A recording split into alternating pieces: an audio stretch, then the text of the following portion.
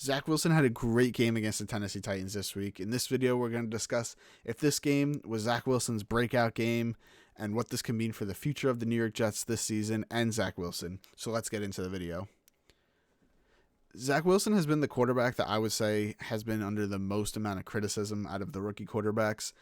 Probably because he plays in the New York market. Probably because he plays for the New York Jets, who I just seem are always criticized by the media, always the laughing stock of the NFL for some reason.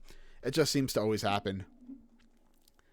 But he kind of, silenced the doubters, at least for this week. He definitely wasn't the worst quarterback in the league, which you could have said maybe he was the first 3 weeks. He had a really good game. If we look at his stats, he had a 61.8% completion percentage. He had 2 touchdowns. He had the 1 interception. It was just a really good game from Zach Wilson, especially in that second half. Now, I'm going to say the real reason we saw Zach Wilson, excel is because we saw him do exactly what he did at BYU, which was those big throws. That's something that he consistently did last season at BYU. He just understands when he has, the ability, the opportunity to throw the ball deep. We haven't really seen that through the first 3 weeks of the NFL season so far. We've seen Zach Wilson throwing a lot of intermediate throws, a lot of 10 to 15 yard throws, and that's what people were considering a deep throw for him. And we saw, what really is a deep throw for Zach Wilson. He was throwing 50 yarders, 40 yarders, 30 yarders, and they were good throws, accurate throws. I think the New York Jets and Michael LaFleur specifically, who I've criticized very harshly so far this season, I think they had a really good game plan for Zach Wilson going into the game. They got off to a really rocky start, but you know what? They weren't turning the ball over.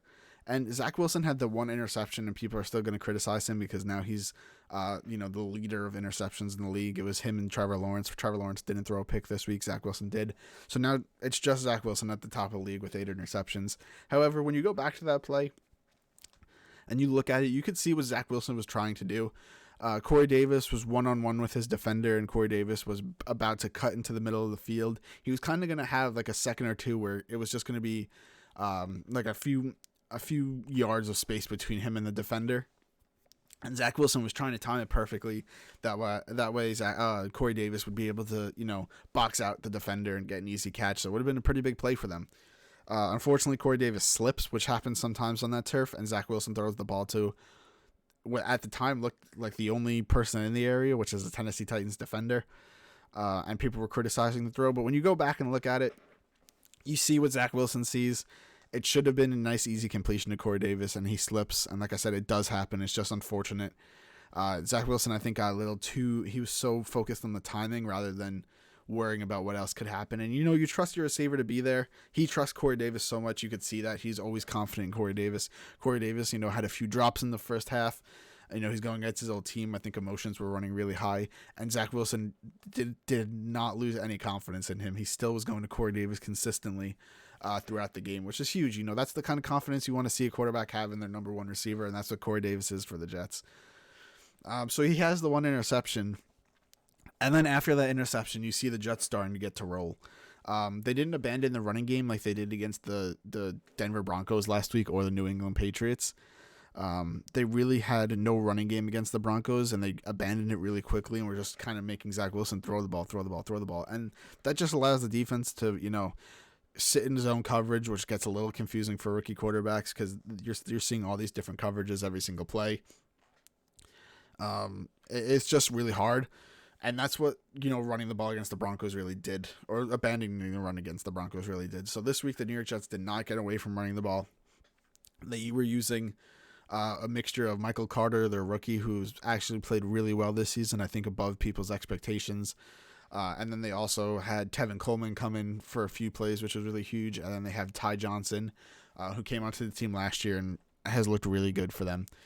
So they have a mixture of 3 running backs that they were able to use. And, none of them have a 100-yard game. That's not, the design of this Shanahan offense, because that's really where Michael LaFleur is coming from. They kind of use a running back by committee. The Jets have a bigger committee than most other teams do, but, all 3 running backs have their own, phase of running. And even Tevin Coleman, who hasn't really had much impact this season, he had a few good runs. He had a few good catches, too, which was huge for them.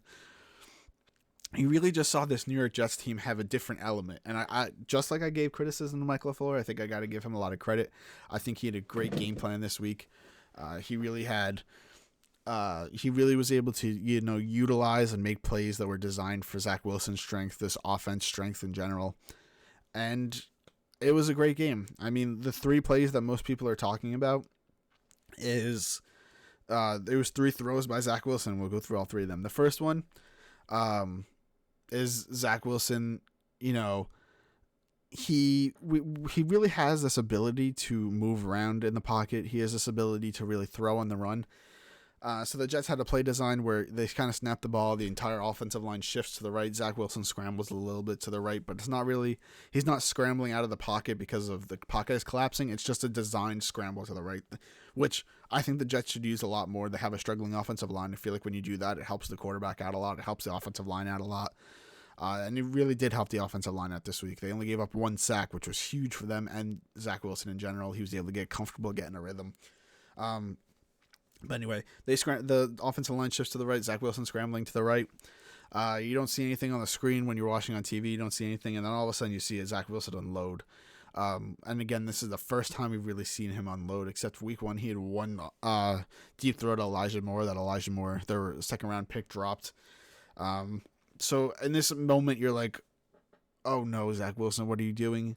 And then obviously the TV, you can't watch like the all 22 film during the game, so you're just stuck with what the TV shows you, and you really can't see deep down the field. So you just see Zach Wilson unload. Like as a Jeff fan, all I'm thinking is like, oh no, what is happening? And then you finally catch up to the receivers, and there's Corey Davis and Keenan Cole, both by themselves. They both have a 5-yard lead on their cornerback. They're pretty much right next to each other. Keelan Cole ends up making a huge catch. It was like a 40-yard, 50-yard throw by Zach Wilson.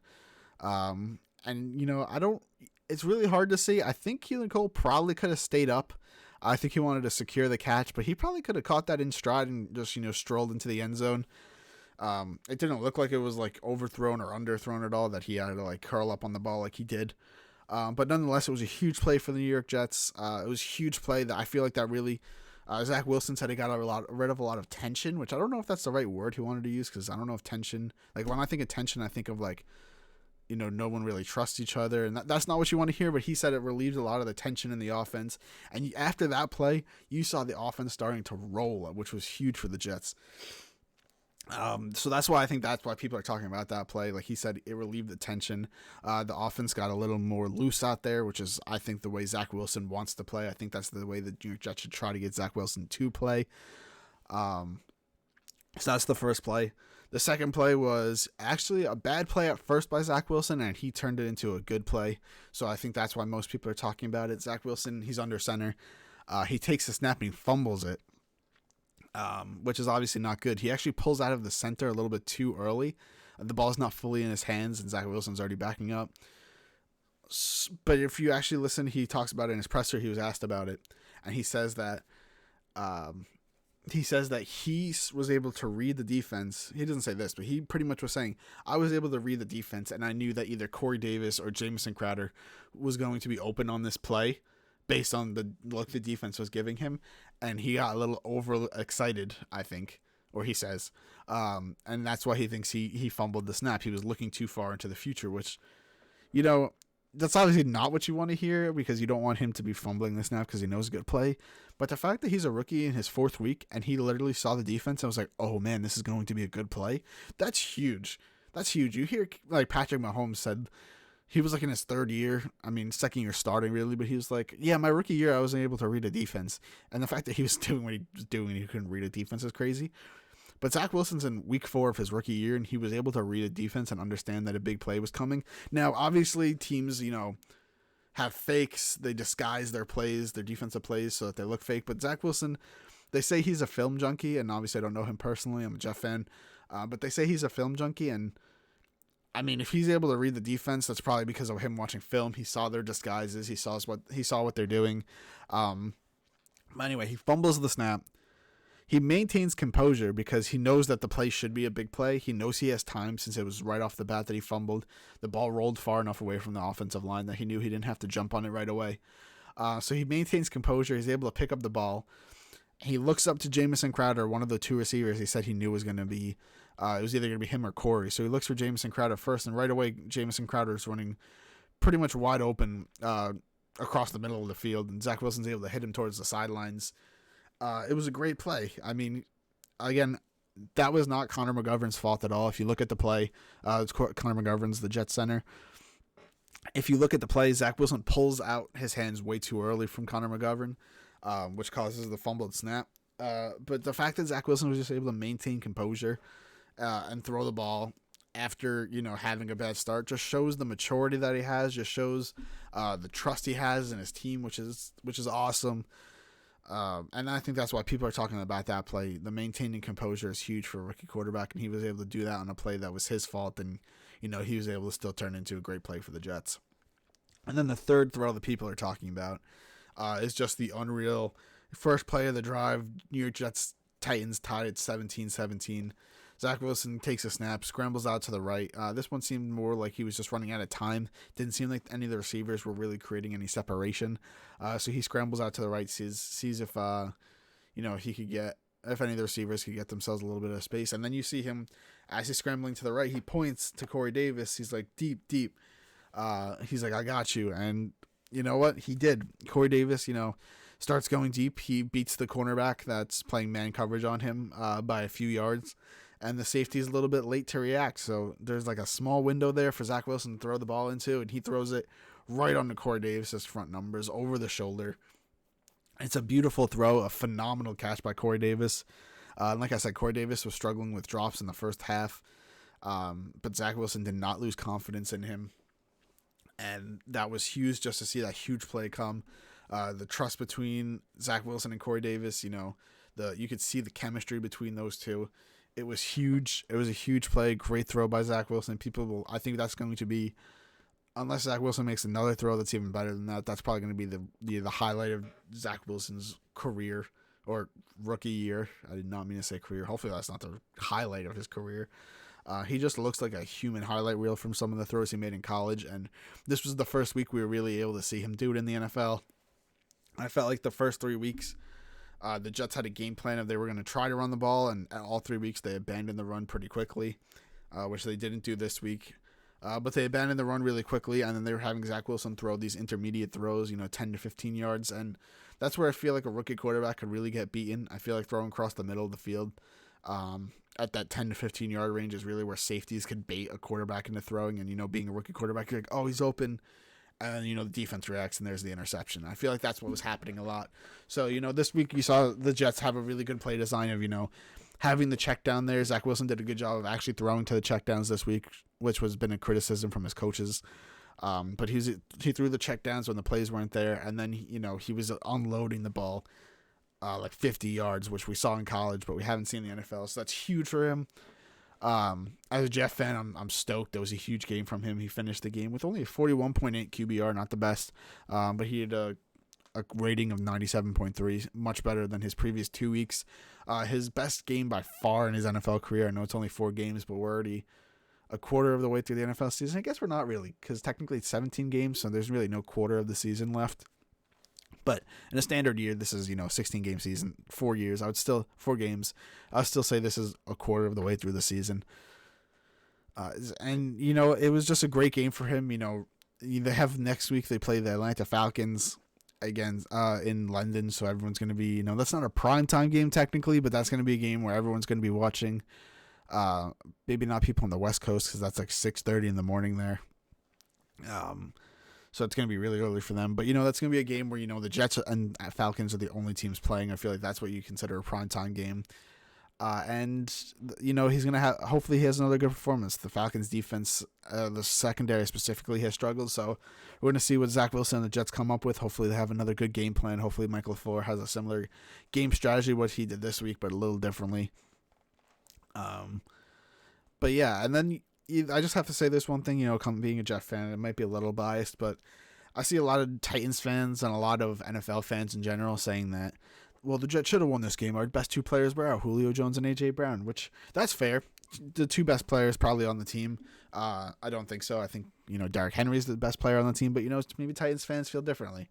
A.J. Brown, Julio Jones, obviously huge players for that team.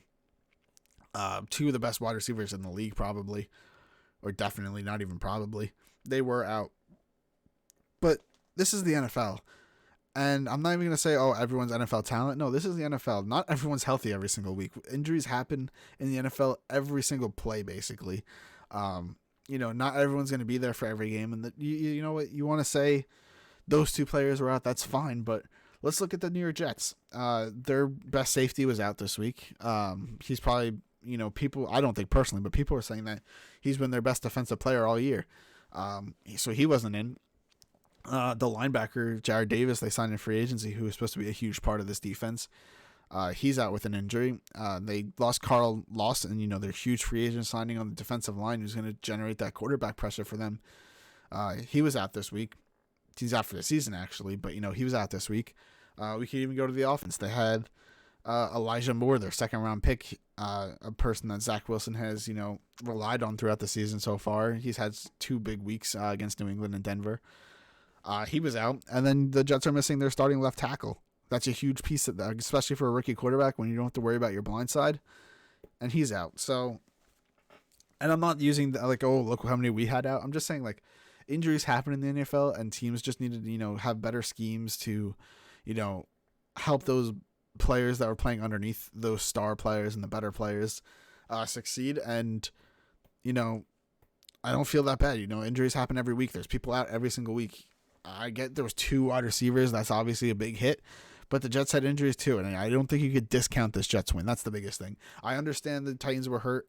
I understand it was 2 big players, but you can't say, well, the Jets deserve to win this game, because going into the week, guess what? The Titans are still 6-point favorites, and everyone's like, oh, Derrick Henry's going to finish with 270 yards, and the game's going to be over by halftime. Well, it wasn't, and the New York Jets win, so I feel like if you were saying that on Friday and Saturday, you can't be saying on Monday that the Jets were the team that was supposed to win. I'm sorry.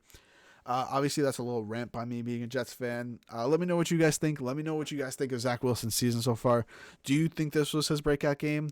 Or do you think you're going to see a lot more struggles? Obviously, we'll see some struggles throughout the season. Happens with all rookie quarterbacks. But do you think this game was positive for him? Do you think it's going to be a learning curve for him? Help him, set up more success in the future, more than he's had at least.